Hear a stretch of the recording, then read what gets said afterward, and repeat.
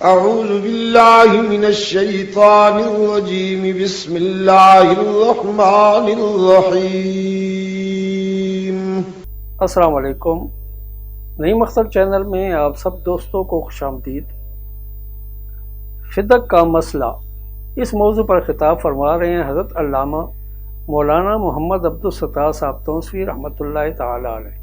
تو آئیے ہم سب مل کر حضرت کا یہ بیان سنتے ہیں.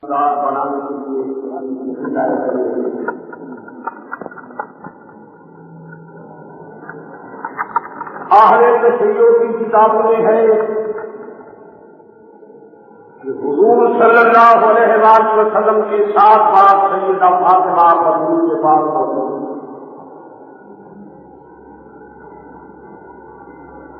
ان کی کتاب ملا یاحد الفقیہ میراث القلوب قرب الاسناد قلوب کافی شو میں یہ مسئلہ موجود ہے کہ حضور صلی اللہ علیہ وآلہ وسلم کے ساتھ بات سیدہ فاطمہ کے پاس ہونے سے تو میں نے پچھلے جمعہ کے خطبہ کے اندر یہ عرض کیا تھا صلی اللہ علیہ وسلم کی 9 ازواج مطہرات تھیں. ان کا نسبی بیٹا موجود نہیں تھا. پاک پیغمبر صلی اللہ علیہ وآلہ وسلم کا انتقال پرملال ہوا. حضور دنیا سے تشریف لے گئے. ازواج مطہرات کو دوسری جگہ نکاح کرنے کی اجازت بھی نہیں. قرآن مقدس میں ہے وَلَا أَن تَنكِحُوا أَزْوَاجَهُ مِن بَعْدِهِ أَبَدًا. میرے پاک پیغمبر کی ازواج مطہرات کے ساتھ نکاح کرنا جناب رحمت اللہ علیہ صلی اللہ علیہ وآلہ وسلم کی ازواج مطہرات نے حضور کے نکاح میں رہنا ہے, حضور کے گھر میں رہنا ہے. نسبی بیٹا ان کا نہیں. پاک پیغمبر صلی اللہ علیہ وآلہ وسلم کے ترکہ میں سے ان کو حصہ نہیں مل رہا. تو ہر مومن مسلمان اس بات کو سوچے کہ ازواج مطہرات کس طرح زندگی بسر کریں گی. سیدہ بطول کے لیے تو کوئی فکر کی بات نہیں, کیونکہ ان کے پاس شیعوں کی تحقیق کے مطابق پاک پیغمبر کے 7 باغ تھے. حضرت علی کے باغ بغیچے علاوہ تھے. حضرت علی کی کمائی جدا تھی. تو بی بی فاطمہ کو خرچ اخراجات کی کسی قسم کی کوئی تنگی, کوئی فکر نہیں. ازواج مطہرات اگر ناراضگی کا اظہار کریں تو کچھ بات ہو سکتی ہے. ان کا نسبی بیٹا بھی نہیں. پاک پیغمبر دنیا سے تشریف لے گئے. دوسری جگہ نکاح بھی وہ نہیں کر سکتی. ساری زندگی ان کی پاک پیغمبر کے گھر میں گزرنی ہے. لیکن ازواج مطہرات خداوند قدوس کے فیصلے پر راضی ہیں. جب صدیق اکبر نے یہ کہا کہ میں صدق اسی طرح تقسیم کروں گا جس طرح حضور کرتے تھے, تو ازواج مطہرات اس بات پر راضی تھیں اور سیدہ فاطمہ بھی راضی تھیں. تمام مہاجرین انصار بنی ہاشم بھی اس فیصلے پر راضی تھے. آپ حضرات یہ بنیادی مسئلہ بھی یاد رکھیں کہ یہ صدق ایک گاؤں تھا, مدینہ منورہ سے 3 منزل پر واقع تھا. اس میں کچھ چشمے تھے اور اس گاؤں میں کچھ کھجور کے درخت تھے. حضور صلی اللہ علیہ وآلہ وسلم اس گاؤں کو بطور فے کے حاصل کیا تھا. ایک ہوتی ہے غنیمت، دوسرا ہوتا ہے مال فی۔ غنیمت اس مال کو کہتے ہیں جو جہاد کے ذریعہ سے حاصل ہو، اور مال فی وہ ہوتا ہے جو بغیر جہاد کے حاصل ہو۔ جہاد کرنے کے سوا کفار بھاگ جائیں، مال چھوڑ جائیں، یہ بھی مال فی ہے۔ یا بادشاہ وقت کے کفار مصالحت کریں کہ یہ مال، یہ خطہ بطور صلح کے ہم آپ لوگوں کو دیتے ہیں، ہمارے ساتھ صلح کر لو۔ یعنی جو مال بغیر جہاد سے حاصل ہو اس کو کہتے ہیں مال فی۔ مسلمان جہاد کر کے کفار کا جو مال، جو خطہ حاصل کر لیں اس کو کہا جاتا ہے مال غنیمت۔ یہ ایک علمی بات ہے، ہر مومن مسلمان کو یہ بنیادی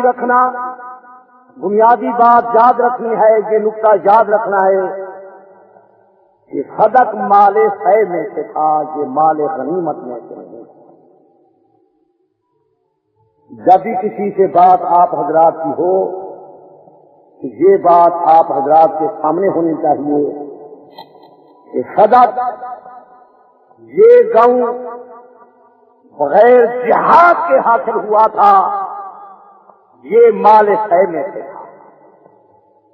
اور مال فی کے متعلق رب العزت نے قرآن مقدس میں واضح طور پر فرما دیا، ما فعلناہ علی رسولہ من اہل القرآن۔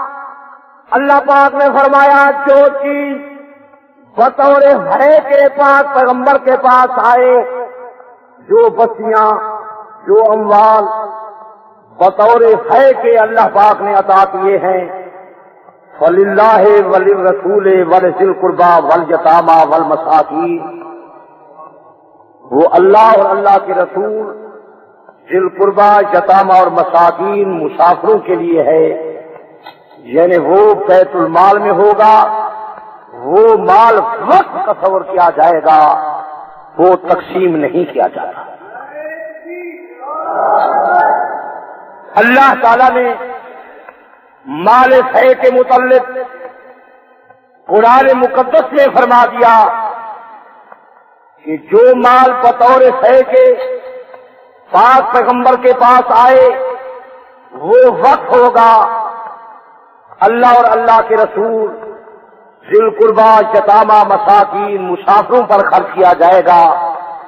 یعنی بیت المال میں ہوگا، وہ مال وقت ہوگا، ان مصارف پر خرچ کیا جائے گا۔ تو جب صدق مال فی میں سے ہے تو پاک پیغمبر کے قبضہ میں یہ صدق کا باغ ہوتا تھا، یہ گاؤں اور بستی ہوتی تھی، اور پاک پیغمبر اس کی آمدنی مختلف ضروریات پر خرچ فرمایا کرتے تھے۔ اب زیادہ اہم بات جو سمجھنے والی ہے وہ یہ ہے کہ حضرت ابو بکر صدیق نے پاک پیغمبر کے فیصلے میں مداخلت نہیں کی۔ یہ میرا لفظ اگر اہل سنت کے تمام علماء اور تمام دانشوروں کو یاد رہ جائے تو میرا خیال ہے کہ دنیا کا کوئی آدمی کسی قسم کا کوئی شبہ نہیں کر سکے گا کہ حضرت ابو بکر صدیق نے پاک پیغمبر صلی اللہ علیہ وآلہ وسلم کے فیصلہ میں مداخلت نہیں کی، حضور کے فیصلے کو تبدیل نہیں کیا۔ اب ہماری بات کی چونکہ نشر اشاعت نہیں ہوتی، سٹیج پر اگر یہ مسئلہ آتا ہے تو ہمارے علماء کرام بے پرواہی سے اس مسئلے کو حل کرتے ہیں۔ میں یہ چاہتا ہوں کہ ہر مومن مسلمان، ہر علماء جب یہ بات آئے تو اس کے جواب میں یہ کہیں کہ ابو بکر صدیق نے پاک پیغمبر صلی اللہ علیہ وآلہ وسلم کے فیصلے کو تبدیل نہیں کیا، حضور کے فیصلے میں مداخلت نہیں کی، یہ کیا جرم ہے؟ کون سی غلطی ہے؟ صدیق پر کیا اعتراض؟ بخاری شریف میں آتا ہے، حضرت ابو بکر صدیق فرماتے ہیں کہ ابو قحافہ کے بیٹے کو یہ طاقت نہیں کہ پاک پیغمبر صلی اللہ علیہ وآلہ وسلم کے فیصلے میں دخل دے۔ اور بخاری شریف کے دوسرے مقام پر ہے، حضرت ابو بکر صدیق فرماتے ہیں اگر میں پاک پیغمبر صلی اللہ علیہ وآلہ وسلم کے راستے کو چھوڑ دوں، حضور کے طریقے کو چھوڑ دوں تو میں گمراہ ہو جاؤں گا، مجھے طاقت نہیں کہ میں پاک پیغمبر صلی اللہ علیہ وآلہ وسلم کے فیصلے کو تبدیل کر سکوں۔ اگر ہمارے مدارس میں پڑھانے والے علماء حضرات بھی شاگردوں کو یہ بات بتائیں، مقررین سطح پر یہ لفظ بیان کریں کہ حضرت ابو بکر صدیق نے پاک پیغمبر صلی اللہ علیہ وآلہ وسلم کے فیصلے کو چوں کا چوں رکھا، حضور کے فیصلے میں مداخلت نہیں کی، پاک پیغمبر کے فیصلے کو تبدیل نہیں کیا۔ صدیق اکبر کہتے ہیں میری یہ پوزیشن نہیں ہے کہ میں پاک پیغمبر صلی اللہ علیہ وآلہ وسلم کے فیصلے میں مداخلت کر سکوں۔ یہ کون سا جرم ہے؟ کیا غلطی ہے؟ لوگ کہتے ہیں کہ ہم کو یہ بات سمجھ نہیں آتی۔ کیا بات سمجھ نہیں آتی کہ حضرت ابو بکر صدیق پاک پیغمبر صلی اللہ علیہ وآلہ وسلم کے فیصلے کے مطابق جس طرح حضور پر نور صلی اللہ علیہ وسلم اپنے دور میں صدق کو تقسیم کرتے تھے، صدیق اکبر اسی طرح تقسیم کرتے رہے، فاروق اعظم اسی طرح تقسیم کرتے رہے، عثمان ذوالنورین اسی طرح تقسیم کرتے رہے، حیدر کرار اسی طرح تقسیم کرتے رہے۔ تو نبی سے لے کر حضرت علی تک صدق کی تقسیم کا طریقہ ایک رہا ہے۔ جو اعتراض لوگ صدیق فاروق علی پر کریں گے وہی اعتراض نبی اور علی پر مارے گا۔ میرا یہ دعویٰ ہے کہ پاک پیغمبر کے دور سے لے کر حضرت علی کے ابتدار تک صدق کی تقسیم کا طریقہ ایک رہا۔ تو حضرت ابو بکر صدیق نے کہا، اہل سنت کی بے شمار کتابوں میں ہے، اور شیعہ مذہب کی کتاب شرح نہج البلاغہ درہ نسیہ کے صفحہ 332 پر ہے، شرح نہج البلاغہ ابن میثم بحرانی میں ہے، ابن ابی الحدید میں ہے، فیض الاسلام میں ہے کہ حضرت ابو بکر صدیق نے کہا سیدہ للہ اغسنا بہا کما قال رسول اللہ جسنا، اللہ کی قسم ہے میں فتح کو اسی طرح تقسیم کروں گا جس طرح جناب رسول اللہ کرتے تھے۔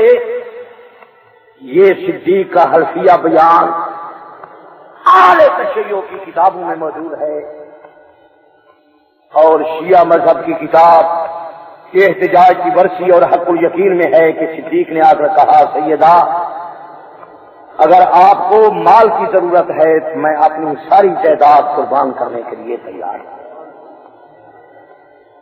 علامہ باقر مجلسی شیعوں کے مجتہد اعظم لکھتے ہیں کہ ابو بکر صدیق نے کہا سیدہ انکار فضل تو کسے نمے تمہارا کر، تیری بزرگی کا انکار کوئی نہیں کر سکتا، حکم تو نافذ کر مال من، میری جائیداد میں جس طرح تیرا چیز چاہے فیصلہ فرما، اموال والے خدرات تو مذائقہ نظارہ، میرا مال تیرا، میری جائیداد تیری، جو کچھ صدیق کے گھر میں موجود ہے تیرے دروازے پر قربان ہے، تیرے ابا جان کے فیصلے میں دخل نہیں دے سکتا۔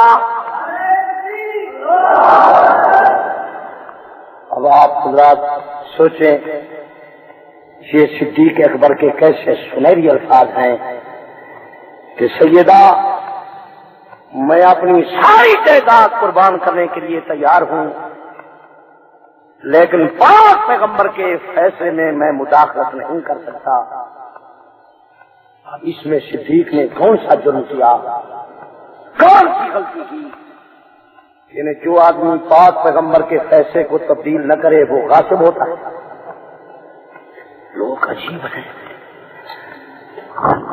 اصل بات یہ ہے کہ ہماری طرف سے نشات ہمارے جتنے بندے ہیں وہ بدے ہوئے ہیں، جو سیاستدان ہیں ان کا مذہب کے ساتھ کوئی تعلق نہیں، ان کی ساری نگاہ سیاست پر ہے، اقتدار پر ہے، الیکشن ہو ہم ممبر بنے۔ اور جو دکاندار ہیں وہ دن رات دکان سے متعلق سوچتے ہیں، اور جو سنی ملازم ہیں وہ تو کہتے ہیں ہم تو جی ملازم ہیں، ہم تو مجبور آدمی ہیں، یعنی ہمارا اسلام سے تو کوئی خاص ایسا تعلق نہیں ہے، ہم کوئی کام نہیں کر سکتے، ہم تو ملازم لوگ ہیں، ذمہ دارے میں مصروف ہیں۔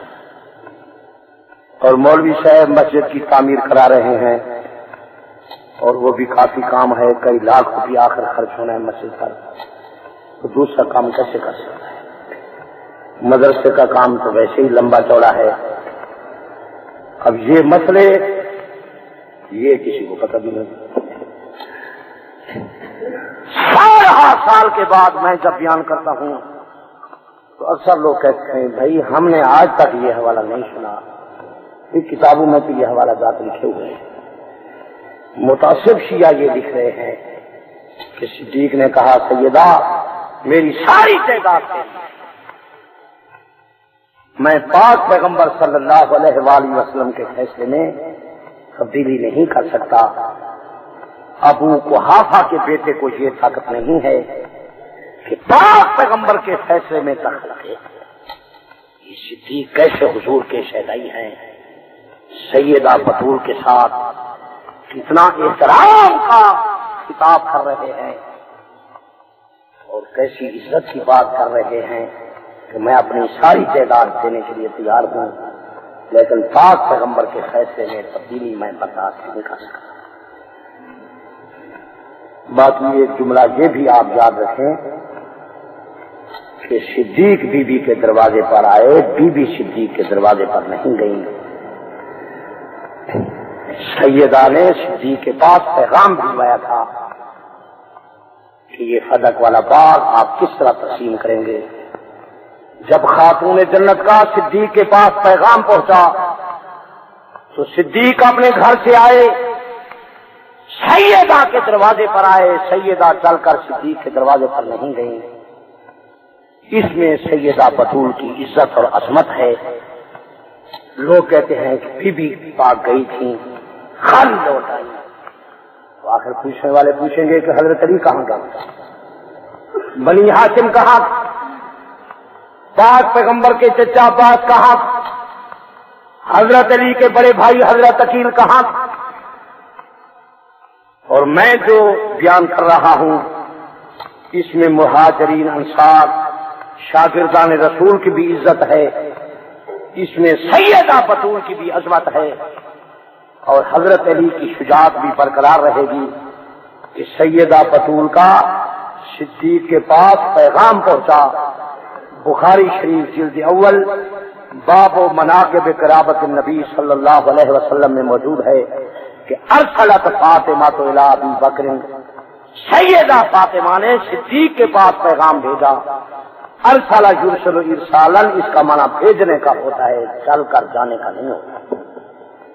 واقعہ جب ایک ہے، اگر کہیں جانے کا لفظ یہ ہے تو وہ مجازی نسبت ہے، جس طرح کہتے ہیں بنل امیر المدینہ تھا، فلاں امیر نے یہ شہر بنایا، حالانکہ شہر بنانے والے تو کاریگر ہوتے ہیں، مستری اور مزدور ہوتے ہیں، آدر چونکہ اس امیر کا ہوتا ہے اس کی طرف نسبت کر دیتا ہے۔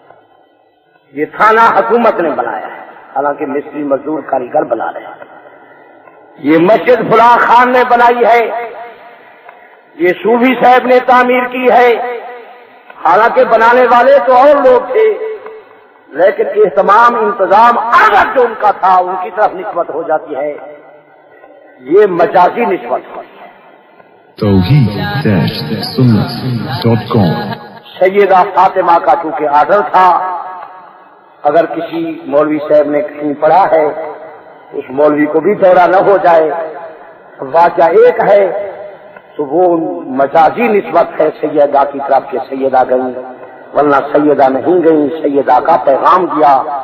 بخاری شریف میں بھی ہے، شرح نہج البلاغہ درر نفیہ کہ صفحہ 332 پر ہے کہ ارسلت فاطمہ الی ابی بکر، سیدہ فاطمہ نے ابو بکر صدیق کے پاس پیغام بھیجا۔ جب خاتون جنت کا صدق کے متعلق صدیق کے پاس پیغام گیا تو صدیق بی بی کے دروازے پر آئے اور دروازے پر آ کر یہ حلفیہ بیان دیا جو بخاری شریف میں بھی ہے، اہل سنت کی متعدد کتابوں میں ہے اور شیعہ مذہب کی کئی کتابوں میں ہے۔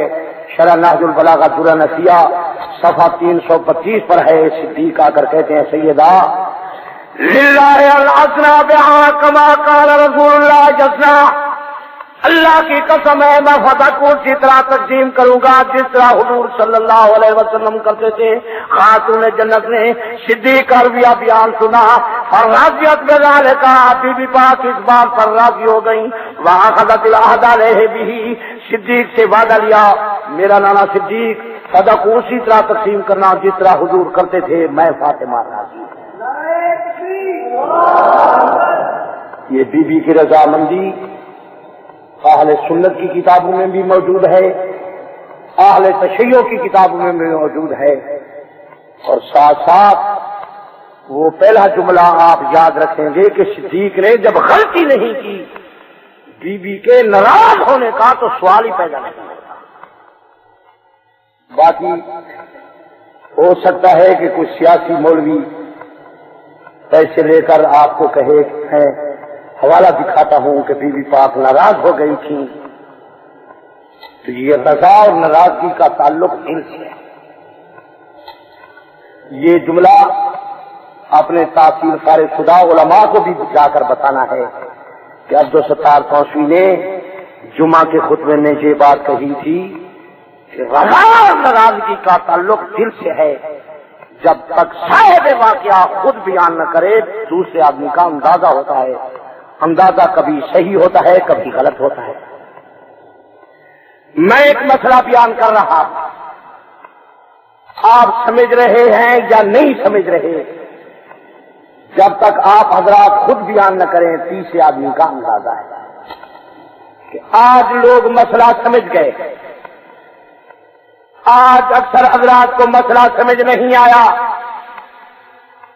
اس خطیب کے لب و لہجہ سے لوگ ناراض گئے ہیں یا اس طریقہ سے لوگ راضی خوش تھے، یہ تیسرے آدمی کا ان باتوں کے متعلق اندازہ ہے۔ جب تک صاحب واقعہ خود بیان نہ کرے اندازہ کبھی صحیح ہوتا ہے کبھی غلط ہوتا ہے۔ سیدہ کے راضی ناراض ہونے کا مسئلہ سیدہ کی ذات سے تعلق رکھتا ہے، جب تک سیدہ بطول خود بیان نہ کرے تیسرے آدمی کا اندازہ ہے۔ اور میرا یہ چیلنج ہے کہ اہل سنت کی کسی ایک معتبر کتاب سے اگر ثابت کوئی کر دے کہ سیدہ بطول خاتون جنت بی بی فاطمہ فرمائے کہ میں صدیق پر ناراض ہوں تو میں اس آدمی کے ہاتھ پر بیعت کر لوں گا۔ آج تک میں کسی نے حوالہ دکھایا نہ، انشاءاللہ قیامت تک کوئی آدمی حوالہ دکھائے گا۔ باقی صدیق اکبر پاک پیغمبر کے عمل کو جاری رکھیں، صدیق رحمت اللہ عالمین کے نقش قدم پر چلیں اور سیدہ کہیں کہ میں ناراض ہوں، یہ تو سیدہ فاطمہ کی توہین کر رہے ہیں۔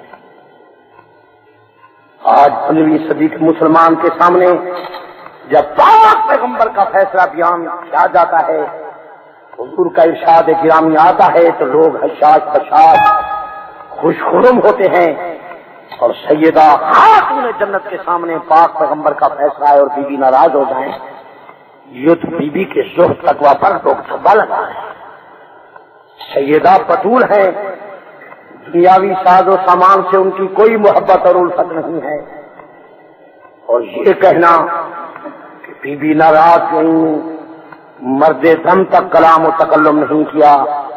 قرآن میں تو آتا ہے وَالْقَاظِمِينَ الْغَيْظَ وَالْعَافِينَ عَنِ النَّاسِ، مومن لوگوں کو معاف کر دیتے ہیں، سیدہ گویا کہ قرآن پر عمل نہیں کرتا۔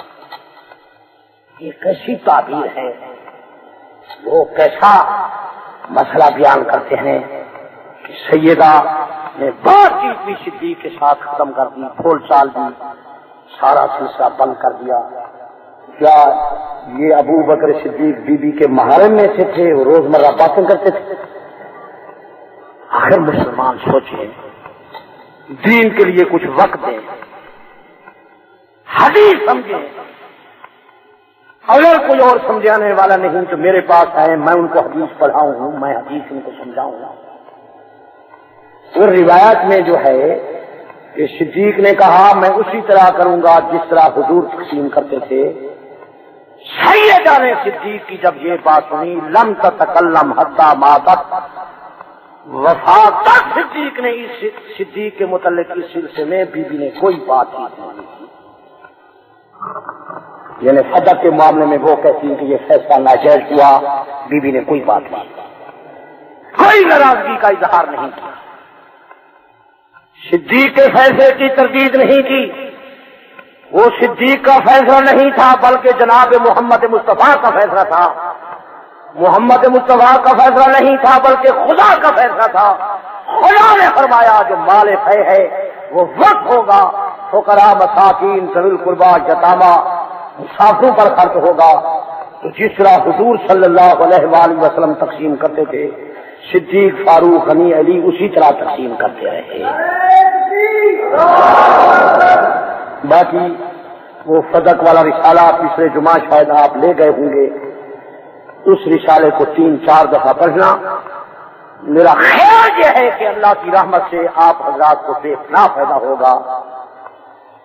اس میں یہ سارے دلائل حوالہ جات لکھے ہوئے موجود ہیں۔ اگر کوئی بات رسالے کی سمجھ نہ آئے تو آپ میرے پاس آئیں، میری یہ ڈیوٹی ہے کہ میں آپ حضرات کو وہ مسئلہ سمجھا دوں۔ باقی صدیق اکبر رضی اللہ تعالیٰ عنہ غاصب ہوتے تو وہ صدق کا انتقال اپنے کنبے قبیلے کے نام کراتے، بیوی بچوں کے نام کراتے تھے۔ غاصب وہ ہوتا ہے جو خود کھا پی جاتا ہے، وہ پاک پیغمبر صلی اللہ علیہ وآلہ وسلم کے طریقے کو جاری نہیں کرتا۔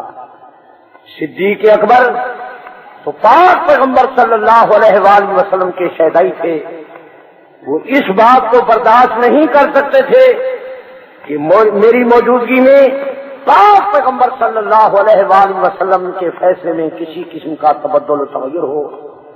صدیق نے تو آتے ہی منبر پر اعلان فرمایا کہ اگر پاک پیغمبر کا کسی کے ساتھ کوئی وعدہ تھا میرے پاس آئے، میں حضور کا وعدہ پورے کرنے کے لیے تیار ہوں۔ اگر حضور نے کسی کا قرض دینا ہے تو قرض ادا کرنے کا۔ تو صدیق اکبر نے فرمایا میں اس بات کو برداشت نہیں کر سکتا کہ آدمی پاک پیغمبر کے زمانے میں زکات کی رسی بیت المال میں دیتا تھا، اگر نہیں دے گا تو میں اس کے ساتھ جہاد کرتا۔ میں پاک پیغمبر صلی اللہ علیہ وآلہ وسلم کی شریعت میں تبدیلی برداشت نہیں کر سکتا۔ صدیق اکبر ہر آن لمحہ اس کوشش میں رہتے تھے کہ پاک پیغمبر صلی اللہ علیہ وآلہ وسلم کے نقش قدم پر چلیں، حتیٰ کہ اس وقت صدیق کی وفات کا ٹائم قریب آیا تو ام المومنین سیدہ صدیقہ کو آپ فرماتے ہیں صدیقہ تجھے پاک پیغمبر کے کفن کے کپڑے یاد ہیں؟ انہیں بتائے کہ ہاں فلاں فلاں کپڑا تھا۔ تو صدیق اکبر کہتے ہیں مجھے بھی اتنے کپڑے میرے لیے تیار کرنا اور میرے کفن کے لیے بنانا جو پاک پیغمبر کے کفن کے تھے۔ اور الحمدللہ دن بھی وہی ہے جس دن حضور صلی اللہ علیہ وسلم کی وفات ہوئی اور پاک پیغمبر صلی اللہ علیہ وسلم کی شہدائی۔ حضور صلی اللہ علیہ وآلہ وسلم کی اس عاشق کی ہر آن و لمحہ کوشش یہ ہوتی تھی صدق کے سلسلے میں بھی آپ احباب کو یہ بات بتائیں کہ صدیق اکبر نے پاک پیغمبر صلی اللہ علیہ وآلہ وسلم کی پیروی کی، حضور کے نقش قدم پر چلے۔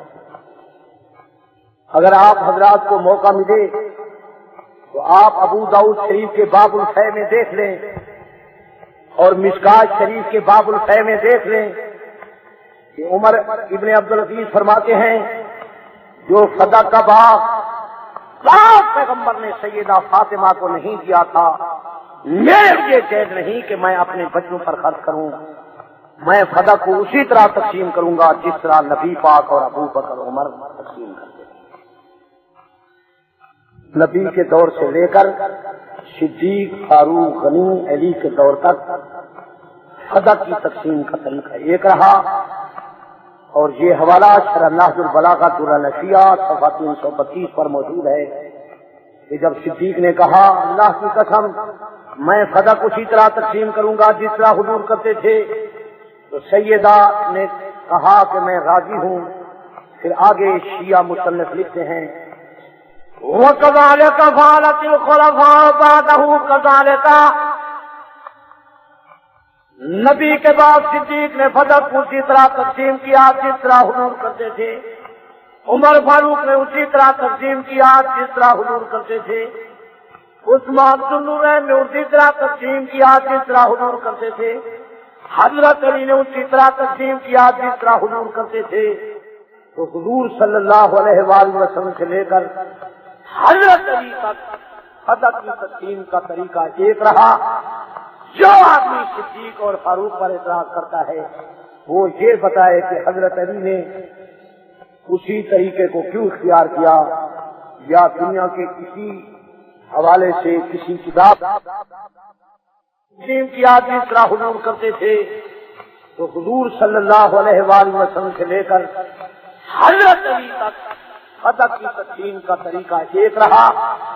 جو آدمی صدیق اور فاروق پر اعتراض کرتا ہے وہ یہ بتائے کہ حضرت علی نے اسی طریقے کو کیوں اختیار کیا، یا دنیا کے کسی حوالے سے کسی کتاب سے ہم کو وہ دکھائیں کہ حضرت علی اپنے اقتدار میں، اپنی خلافت کے ایام میں حضرت کو سیدہ بطول کے ورثاء میں تقسیم کر دیں تو ہم مذہب چھوڑنے کے لیے تیار ہیں۔ لیکن آج تک کسی نے نہ حوالہ دکھایا، نہ انشاءاللہ قیامت تک کوئی دکھائے گا۔ ہمارا یہ دعویٰ ہے، اہل سنت کی کتابوں میں بھی ہے، اہل تشیع کی کتابوں میں بھی ہے، حضرت علی اپنے اقتدار میں فدا کو اسی طرح تقسیم کرتے رہے جس طرح حضرت ابو بکر، حضرت عمر، حضرت عثمان تقسیم کرتے۔ اور ساتھ ساتھ یہ بھی تمہارے معلومات میں ہو کہ حضرت علی کی خلافت میں لوگ وضو بھی اسی طرح کرتے تھے جس طرح حضرت ابو بکر، حضرت عمر، حضرت عثمان کے دور میں کرتے تھے، یعنی سر کے مسح کے بعد پاؤں کو دھوتے تھے۔ حضرت علی کی خلافت میں بھی یہی ہے، جس طرح حضرت ابو بکر، حضرت عمر، حضرت عثمان کی اقتدار میں لوگ جنازے کی 4 تکبیریں کہتے تھے، حضرت علی المرتضیٰ کی خلافت میں بھی لوگ جنازے کی تکبیریں 4 کہتے تھے۔ اور جس طرح حضرت ابو بکر، حضرت عمر، حضرت عثمان کے اقتدار میں لوگ 20 رکعت تراویح پڑھتے تھے، حضرت علی کی خلافت میں بھی لوگ 20 رکعت تراویح ادا کرتے تھے۔ اب رمضان مبارک آنے والا ہے، آپ حضرات پہلے بھی رمضان میں یہ مسئلہ سن چکے ہیں، ابھی سے آپ اس مسئلے کا اہتمام اور انتظام کریں۔ حدیث پاک میں آتا ہے جب شعبان کا مہینہ آتا تھا پاک پیغمبر رمضان کی عبادت کے لیے تیار ہو جاتے تھے، کیونکہ یہ عبادت کا سیزن ہے۔ رمضان مبارک میں حضور فرمایا کرتے تھے، اپنے کنبے قبیلے کو کہتے تھے کہ یہ آرام کا موسم نہیں ہے، یہ عبادت کا سیزن ہے۔ آیا لیلہ، حضور رمضان کی راتیں عبادت میں گزارتے اور اپنے کنبے قبیلے کو بھی جگاتے تھے۔ تو آپ حضرات ابھی سے رمضان مبارک کی بھی تیاری کر لیں۔ باقی یہ 20 رکعت تراویح خلفائے راشدین کے دور میں لوگ ادا کرتے تھے، اور کئی بار آپ حضرات کو میں وہ حوالہ جات سنا چکا ہوں کہ حضرت عبداللہ ابن عباس فرماتے ہیں کہ حضور غیر جماعت کے اندر 20 رکعت تراویح پڑھتے تھے، اور خلفائے راشدین کے زمانے میں تو 20 رکعت تراویح پر اجماع ہو گیا، سارے مسلمان متفق۔ حضرت علی المرتضیٰ شیر خدا نے اپنی خلافت کے دور قراء کو حکم فرمایا کہ لوگوں کو 20 رکعت کرا دیا۔ حرم کعبہ اور مسجد نبوی میں اس دور سے لے کر آج تک 20 رکعت تراویح کی جماعت ہوتی ہے، اور احتیاط کا تقاضا بھی یہی ہے کہ آپ کی باقی بات کو جب میں رمضان مبارک میں یہ 20 رکعت تراویح کا مسئلہ بیان کرتا ہوں وہ کچھ تنگ دلی محسوس کرتے ہیں، تو اگر ان کو یہ تنگ دلی اسلام کی خاطر ہے، دین کی خاطر ہے، تو ان لوگوں پر ناراضگی کا اظہار کریں جو نمازیں نہیں پڑھ رہے، جو روزے نہیں رکھ رہے، جو بازار سے کھا پی رہے ہیں، شاعر اسلام کی توہین کر رہے ہیں، ان کے ساتھ ناراضگی کا اظہار فرمائیں۔ باقی امید یہی ہے کہ ہماری 20 رکعت تراویح کی یہ نماز جو ہے یہ اللہ کی عدالت میں منظور ہوگی۔ اگر خدا نخواستہ 20 رکعت مقبول نہ ہوئی تو 8 رکعتیں تو ہماری مقبول ہوں گی بہشت میں، تو اللہ کے فضل سے ہم ضرور ہی جائیں گے۔ اگر قیامت کے میدان میں دوستوں کا مسئلہ 8 رکعت والا صحیح ہوا تو ہم 8 رکعت تو پڑھ چکے ہیں، بہشت میں تو ضرور اللہ کے فضل سے ہم جائیں گے۔ اگر اللہ کی عدالت میں 20 رکعت والا مسئلہ منظور و مقبول ہوا تو دوست 8 رکعتیں پڑھ رہے ہیں، وہ وہاں 12 رکعت کہاں سے لائیں گے؟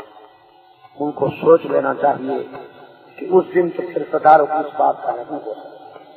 احتیاط کا تقاضا یہ ہے کہ آپ 20 رکعت کا بھی سے اہتمام انتظام کریں، اور ساتھ ساتھ نمازی صاحبان مشورے کر رہے ہیں، میٹنگیں کر رہے ہیں کہ قاری حافظ تیز رفتار ہونا چاہیے۔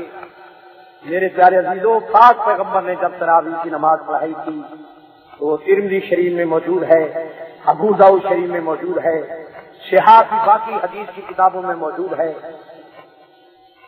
جمع له النساء والناس، نبی پاک نے کنبے قبیلے کو جمع فرمایا، مرد آئے، بیویاں آئیں، مہاجرین انصار سے مسجد نبی بھر گئی۔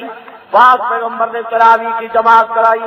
حدیث پاک میں آتا ہے اتنی زیادہ تاخیر ہو گئی، دیر ہو گئی، ہم کو محسوس ہوتا تھا یفوت الفلاح، آج سحور کا ٹائم بھی ختم ہونے کے قریب آ گیا ہے۔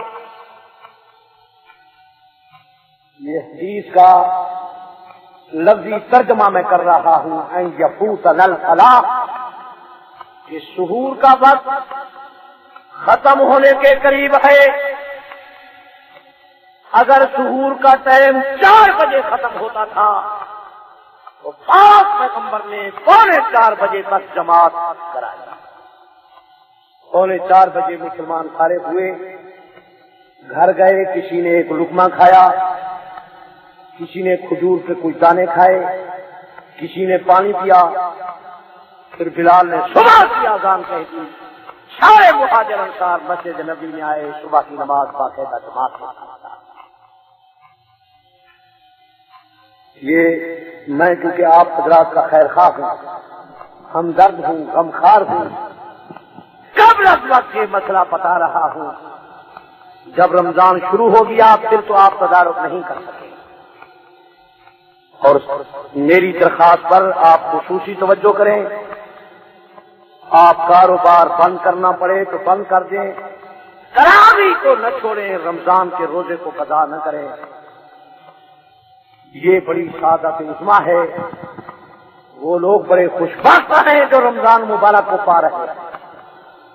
حضور کا ارشاد گرامی ہے، من صام رمضان ایمانا واحتسابا غفر له ما تقدم من ذنبه، جو آدمی رمضان کا روزہ رکھے گا اللہ پاک اس کے گناہ معاف کر دے گا۔ من قام رمضان ایمانا واحتسابا غفر له ما تقدم من ذنبه، جو آدمی تراویح کی نماز ادا کرے گا، جو مومن رات کو تراویح پڑھے گا، اللہ پاک اس کے گناہ بھی بخش دیں گے۔ باقی میں یہ عرض کر رہا تھا کہ حضرت علی المرتضیٰ کی خلافت میں لوگ 20 رکعت تراویح کرتے، شیعہ۔ اہل سنت کی کتاب سنن کبریٰ میں ہے طبقات ابن سعد میں دوسری کتابوں میں بھی روایتیں ہیں، صحاح میں بھی روایتیں ہیں، لیکن جو روایت میں بیان کر رہا ہوں خصوصاً حضرت علی کے متعلق وہ یہ ہے کہ حضرت علی قاریوں کو فرماتے تھے کہ لوگوں کو 20 رکعت تراویح پڑھاؤ،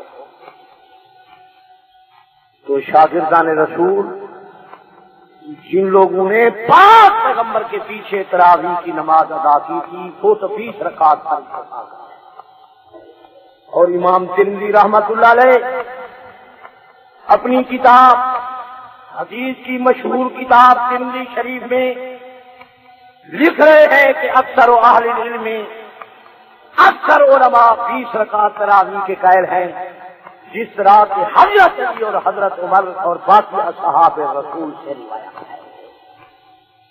یہ ترمذی شریف میں یہ الفاظ لکھے ہوئے ہیں، باقی اگر ترمذی شریف میں یہ الفاظ نہ ہوں تو آپ حضرات کو مجھ پر خفا ہونے ناراضگی کے اظہار کرنے کا حق ہے۔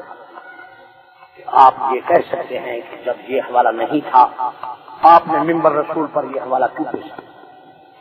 حوالے کا میں ذمہ دار ہوں۔ حدیث کی کتاب ماشاءاللہ آپ حدیث کے ماننے والے حضرات ہیں، حدیث کے شہدائی ہیں۔ حدیث کی مشہور کتاب میں جب ہے کہ اکثر علماء 20 رکعت کے قائل ہیں، کیوں؟ جس طرح حضرت علی حضرت عمر باقی اصحاب رسول سے روایت ہے، اور حضرت امام شافعی فرماتے ہیں مکہ تھا، میں نے اپنے 4 مکے والوں کو اسی طرح پایا کہ 20 رکعت تراویح کی جماعت کرتے ہیں۔ امام شافعی رحمت اللہ علیہ یہ دوسری صدی میں پیدا ہوئے ہیں، یہ دوسری صدی کے آدمی ہیں، ہم تو ہیں 15ویں صدی کے یا 14ویں صدی کے، وہ ہیں دوسری صدی کے۔ وہ فرماتے ہیں کہ میں نے اہل مکہ کو اسی طرح دیکھا کہ 20 رکعت تراویح ادا کرتے ہیں، اور امام ترمذی رحمت اللہ علیہ نے 8 رکعت والا مذہب بیان بھی نہیں کیا۔ آگے یہ لکھا ہے کہ اہل مدینہ 40 رکعت پڑھتے، اور جب ایک دکانے کے ساتھ 1 رکعت ملاتے تھے تو ان کی 40 رکعتیں ہو جاتی تھیں۔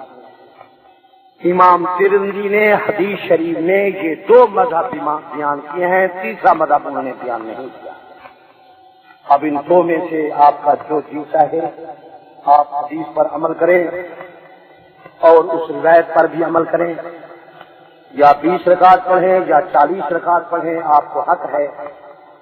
اور ساری رات اگر آپ عبادت میں گزاریں گے تو اللہ تعالیٰ آپ کو اجر عظیم عطا کرے گا۔ حضور صلی اللہ علیہ وآلہ وسلم رمضان کی ساری راتیں اور خصوصاً آخری اشرا، آخری دن جو ہیں رمضان مبارک کے آخری اشرے کے ایام، اور ان میں سے 4 راتیں ہیں وہ بڑی فضیلت کی راتیں ہیں۔ تو میں آپ حضرات کو قبل وقت یہ بتا رہا ہوں۔ باقی حضرت علی المرضی رضی اللہ تعالیٰ عنہ کی خلافت میں لوگ 20 رکعتیں پڑھتے تھے، حضرت علی نے 20 رکعت تراویح کو بند نہیں کیا۔ شیعہ کتابوں میں یہ لکھا ہوا ہے، ایک کتاب والا شیعہ لکھ رہا تھا کہ حضرت علی نے ایک دفعہ لوگوں کو کہا تھا، لیکن پھر اندیشہ تھا شور کا، پھر حضرت علی خاموش ہو گئے تاکہ لوگوں میں انتشار نہ پھیل جائے، تو اس لیے حضرت علی المرضی کی خلافت میں لوگ 20 رکعت پڑھتے رہے۔ ہمارا یہ عقیدہ ہے کہ حضرت علی اللہ کے شیر تھے، طاقتور دلیر تھے، وہ پاک پیغمبر صلی اللہ علیہ وآلہ وسلم کی شریعت اور سنت میں تبدیلی کو برداشت نہیں کر سکتے تھے، اور حضرت علی کی خلافت میں اس لیے لوگ 20 رکعت پڑھتے تھے کہ حضرت علی المرضی جانتے تھے کہ یہ پاک پیغمبر کی سنت ہے، حضور خود یہ نماز پڑھا گئے۔ باقی یہ علمی نقطہ آپ حضرات بھی یاد رکھیں کہ یہ 20 رکعت تراویح کی جماعت حضور نے کرائی، نماز خود حضور نے پڑھائی۔ حضرت فاروق اعظم نے اپنی خلافت میں اس جماعت کا اہتمام اور انتظام کیا۔ وہ بات یہ تھی کہ حضرت فاروق اعظم نے اپنی خلافت میں دیکھا کہ لوگ گروہ گروہ بن کر کے نماز پڑھ رہے ہیں. 20 آدمی مسجد کے ایک کونے میں علیحدہ جماعت کر رہے ہیں, 10 آدمی دوسرے کونے میں علیحدہ جماعت کر رہے ہیں. کئی کاریوں کے پیچھے جماعت ہو رہی ہے. بعض لوگ اپنے گھر میں یہ نماز ادا کر رہے ہیں. تو حضرت فاروق اعظم نے فرمایا میں چاہتا ہوں کہ مسجد میں ایک کاری ہو, گروہ گروہ بن کر لوگ نماز ادا نہ کریں, کئی کاری ایک مسجد میں نہ ہو. جس طرح حضور صلی اللہ علیہ وسلم کے پیچھے ہم نے مل کر نماز ادا کی تھی, میری کڑوی خواہش ہے کہ مسجد میں ایک کاری ہونا چاہیے, سارے لوگ ایک کاری کے پیچھے نماز پڑھیں. تمام مہاجرین انصار بنی ہاشم نے اس بات کو پسند فرمایا. بات ایک کاری ایک مسجد میں ہونا چاہیے, سارے لوگ مسجد میں آ کر ایک کاری کے پیچھے بات جماعت یہ تراویح نماز ادا کریں. اور حدیث کی کتابوں میں لکھا ہوا کہ حضرت علی مرزا شیر خدا اپنی خلافت کے زمانے جب رمضان مبارک کی پہلی رات مسجد میں آئے تو رمضان کا تراویح کا اجتماع دیکھ کر آپ نے فرمایا نور اللہ قبر عمر کما نور مساجدنا, اللہ عمر کی قبر کو منور کرے جس طرح ہماری مساجد کو منور کر گئے ہیں. حضرت عمر نے یہ اہتمام اور انتظام فرمایا جس کی وجہ سے آج مساجد میں رونقیں ہیں, ازدحام ہے, لوگ کثرت سے آئے ہوئے ہیں. حضرت علی مرزا خوشی میں آ کر کہہ رہے ہیں کہ اللہ عمر کی قبر کو روشن کرے جس طرح ہماری مساجد کو روشن کرے. تمام مہاجرین انصار اس بات پر متفق, شاگردان رسول تراویح پر متفق, تمام تربیت یافتگان رسول فدق کے فیصلے پر متفق. آج 20ویں صدی کے لوگ ان مسائل پر نکتہ چینی کر رہے ہیں, بات و تمیز کر رہے ہیں, شاگردان رسول پر اعتراض کر رہے ہیں. لیکن میرے پیارے عزیزوں, جس طرح صدیق کی خلافت پر تمام شاگردان رسول کا اجماع اور اتفاق تھا, اسی طرح حضرت کے اس فیصلے پر تمام مہاجرین انصار بنی ہاشم تربیت یافتگان رسول متفق. حضور کی ساری جماعت صدیق پر خوش و خرم تھی, تو آپ حضرات کو بھی صدیق کی خلافت پر بھی راضی ہونا چاہیے. اور صدیق نے جو فیصلہ پتا کر دیا وہ صدیق کا فیصلہ نہیں تھا, وہ جناب محمد مصطفیٰ کا فیصلہ تھا. محمد مصطفیٰ کا فیصلہ نہیں تھا, وہ خدا کا فیصلہ. خدا قدوس نے فرما دیا جو مال ہے وہ مختلف ہو کر مساکین یتاما ابن سبیل پر خرچ ہوگا, جس طرح حضور خرچ کرتے تھے. صدقہ کا جو 5 پیغمبر کا تقسیم کا سلسلہ تھا ابو بکر صدیق نے اسی طرح تقسیم کیا. سیدہ فاطمہ راضی تھیں, حضرت علی بھی صدیق پر راضی تھے, نماز صدیق کے پیچھے پڑھتے تھے, صدیق کے ہاتھ پر بیعت کی. ایران کی کتابوں میں لکھا ہوا ہے ثم قام وتحيى للصلاة وحضر المسجد وصلى خلف ابي بکر. حضرت علی اپنے گھر سے روانہ ہوئے, نماز کی تیاری کی, مسجد میں حاضر ہوئے. حضرت ابو بکر صدیق کے پیچھے آ کر نماز ادا کی. حضرت اسامہ دریافت کرتے ہیں پیارے علی حلف آیا کا ہوا ہے, آپ نے بھی ابو بکر کے ہاتھ پر بیعت کی ہے؟ فقال نعم یا اسامہ, میرے پیر علی نے فرمایا ہاں اسامہ, میں بھی ابو بکر صدیق کے ہاتھ پر بیعت کر چکا ہوں. اگر ناراض ہوتے صدیق کے ہاتھ پر بیعت نہ. احتجاج کی برسی مطبوعہ ایران صفحہ 110 پر ہے. حضرت علی مرزا شیر خدا کے متعلق ہے. ثم تناول يد ابي بکر فبايعه. حضرت علی نے ابو بکر صدیق کا ہاتھ پکڑا, حضرت ابو بکر کے ہاتھ پر بیعت کی. حضرت حسین تکالیف و مصائب برداشت کرتے ہیں لیکن جدید کے ہاتھ پر ہاتھ نہیں کرتے. اگر حضرت ابو بکر صدیق سچے نہ ہوتے, حضرت علی ان کے ہاتھ پر کیوں بیعت کرتے؟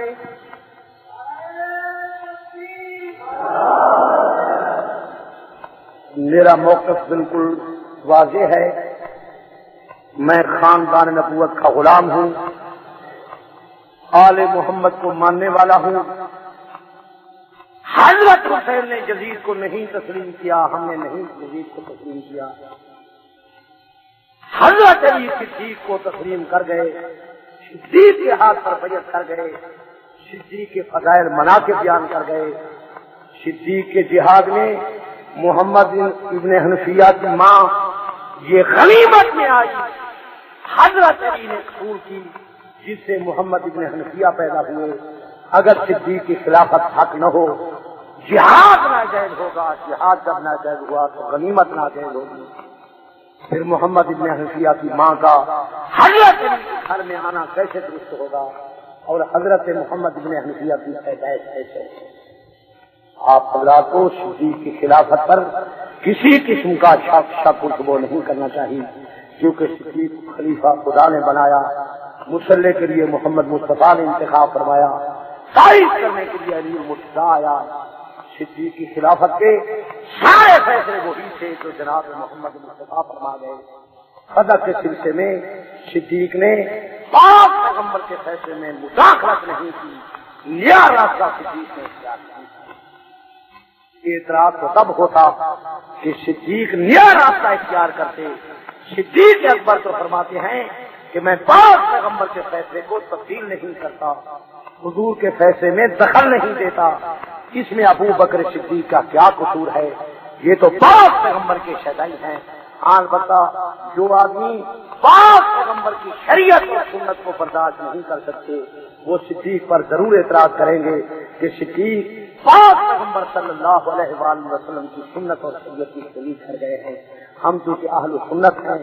اللہ تمام مسلمانوں کو پاک پیغمبر کے نقش قدم پر چلنے کی توفیق عطا فرمائے. ویسے حضور نے یہ بھی تو فرمایا تھا کہ فَاقْتَدُوا بِالَّذِينَ مِن بَعْدِي أَبِي بَكْرٍ وَعُمَرَ، میرے بعد ابو بکر عمر کی پیروی کرنا. علیکم بسنتی وسنت الخلفاء الراشدین، میرے راستے پر چلنا، میرے خلفاء الراشدین کے راستے پر چلنا. ہم کو حکم ہے ان کی اتباع کا، ان کی پیروی کا. ان پر تنقید کرنے کا حق ہم کو پاک پیغمبر نے نہیں دیا. جو آدمی نبی کے شہدائی ہیں ان کو خلفاء راشدین کی سنت پر عمل کرنا چاہیے، ابو بکر عمر کے پیچھے چلنا چاہیے. یہ پاک پیغمبر کے بڑے فقیر اور مشیر ہیں.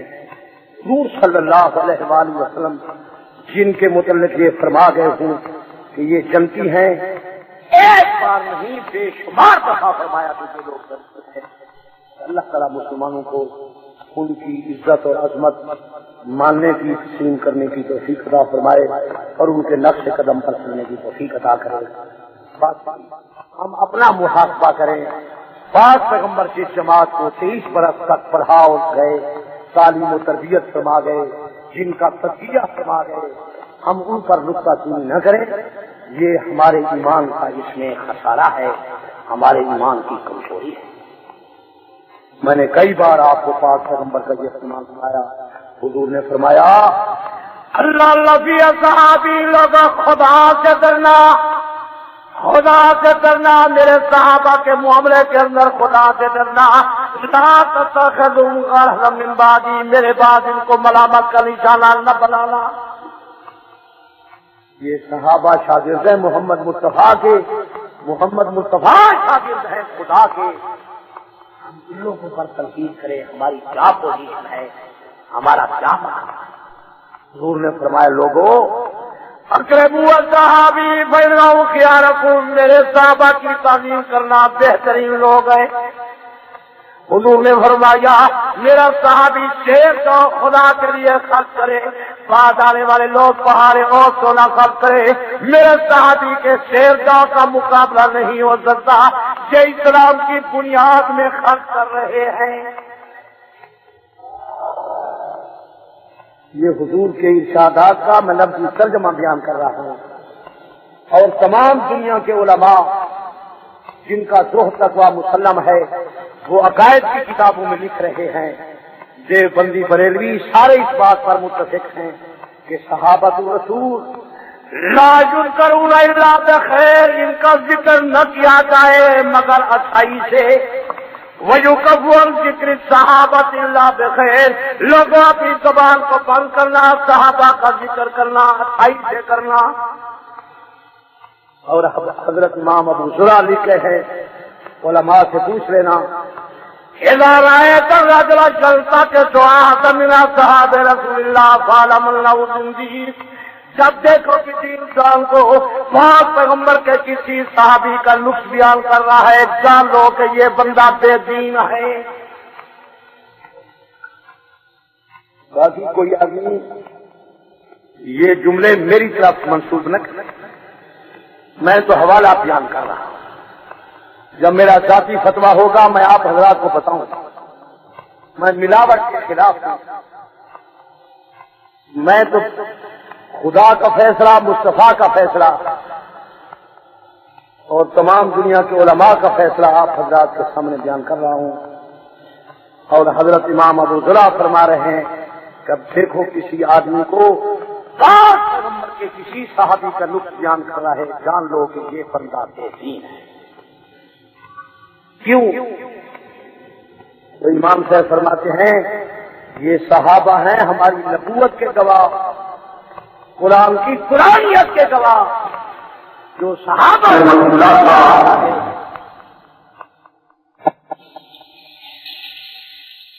الحمد للہ وکفا والصلاة والسلام علی سید الرسل وخاتم الانبیاء صلی اللہ علیہ وعلا آلہ واصحابہ وبارک وسلم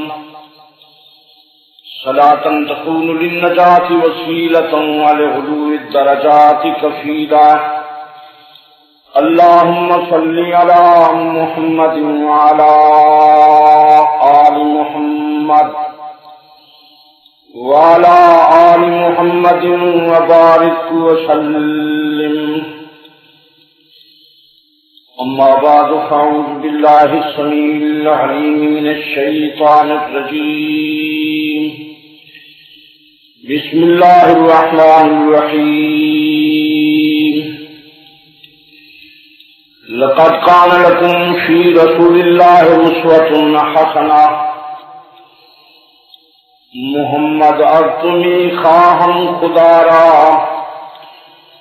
خدایا سوئش کے مصطفیٰ را ایمان ما اطاعت خلفاء راشدین اسلام ما محبت آل محمد شرفاء ملت بزرگوں دوستوں عزیزوں اللہ تبارک و تعالی وحدہ لا شریک لہ اس عاجز کو حق بیان کرنے کی توفیق عطا کرے، آپ حضرات کو کلمات حقہ سمجھنے کی توفیق عطا فرمائے۔ یہ خالص دینی مذہبی تبلیغی اصلاحی تعلیمی پروگرام ہے جس کی غرض و غایت رضا الہی ہے۔ میں کسی جماعت اور پارٹی کی دل دکھانے کے لیے نہیں آیا، کسی گروہ فرقے اور جماعت پر فتویٰ لگانے کے لیے نہیں آیا۔ میری جماعت تنظیم اہل سنت کی غرض و غایت یہ ہے کہ ہر گھر میں پاک پیغمبر کا فیصلہ، فرمان، شریعت اور سنت آئے۔ جناب رسالت امام صلی اللہ علیہ وآلہ وسلم کا پیغام پہنچانے کے لیے حاضر ہوا ہوں۔ میرے عزیزوں، تفرقہ مستقل اللہ کا عذاب ہے۔ رب العزت نے قرآن مقدس میں فرمایا جس قوم پر میں ناراض ہوتا ہوں یا آسمان سے پتھر برساتا ہوں یا زمین میں دھس دیتا ہوں، تیسرا عذاب فرمایا اور جب سکون شجا، گروہ گروہ فرقے جماعتیں بن جاتی ہیں۔ میرے دوستوں، میں آپ حضرات کو اتحاد اور اتفاق کی دعوت دینے کے لیے حاضر ہوا کہ بھائی بھائی بن کر پاک پیغمبر کے دروازے پر آؤ، رحمت للعالمین صلی اللہ علیہ وآلہ وسلم کے ہر فیصلے پر گردن جھکاؤ۔ ہماری کامیابی ہماری نجات ہماری سرخروئی پاک پیغمبر صلی اللہ علیہ وآلہ وسلم کی پیروی میں ہے۔ میں چاہتا یہ ہوں کہ ہر محمدی پاک پیغمبر کی سنت کا پردہ اٹھائے، جناب رسالت مآب صلی اللہ علیہ وآلہ وسلم کی مقدس تعلیم کو اپنائے، ہر گھر میں جناب رسالت مآب صلی اللہ علیہ وآلہ وسلم کا فیصلہ و فرمان ارشاد آئے۔ رب العزت نے قرآن مقدس میں فرمایا وَاعْتَصِمُوا بِحَبْلِ اللَّهِ جَمِيعًا وَلَا تَفَرَّقُوا، اللہ کے دین اسلام والی رسی کو تھام لو، تفرقہ نہ کرو۔ وہ قومیں تباہ و برباد ہو جاتی ہیں جو انتشار کا شکار ہوتی ہیں۔ میں تمام لوگوں کو ہمیشہ اتحاد و اتفاق کی دعوت دیتا ہوں۔ باقی ہمارے اس دور میں چونکہ دینی تعلیم کی کمی ہے، بعض لوگ سمجھتے ہیں کہ یہ فرقہ وارانہ تقریر ہو رہی ہے۔ ابھی آپ حضرت علامہ مولانا عبدالستار صاحب تونسوی رحمۃ اللہ علیہ کو سماعت فرما رہے تھے۔ آپ سب دوستوں سے گزارش ہے کہ میرے اس چینل کے ساتھ جڑے رہیں اور ان علماء کرام کے بیانات کو آگے بھی شیئر کرتے رہیں۔ آپ سب دوستوں کا بہت شکریہ۔ ملتے ہیں ایک نئی ویڈیو کے ساتھ، تب تک کے لیے اللہ حافظ۔ پاکستان پائندہ باد۔